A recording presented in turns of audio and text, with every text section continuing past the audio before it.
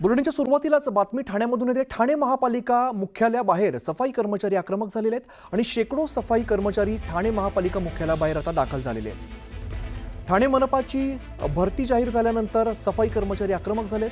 कंत्राटी नाही तर शासकीय सेवेत कायमस्वरूपी रुजू करा। भाजप आमदार संजय केळकर यांच्यासह शेकडो कर्मचारी रस्त्यावरती उतरलेले आहेत।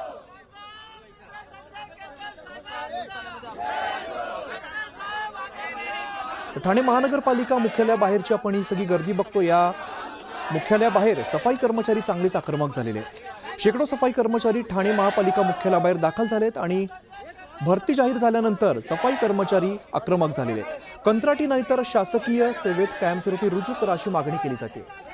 प्रेम मोरे आमचे प्रतिनिधी या संदर्भातली अधिकची माहिती देतात। प्रेम, काय नेमकी या संदर्भात मागणी केली जाते?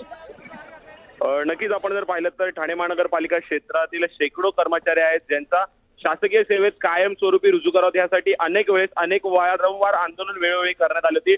आज सुद्धा अशाच प्रकारचं आंदोलन आता ठाणे महानगरपालिका मुख्यालयासमोर सुरू आहे।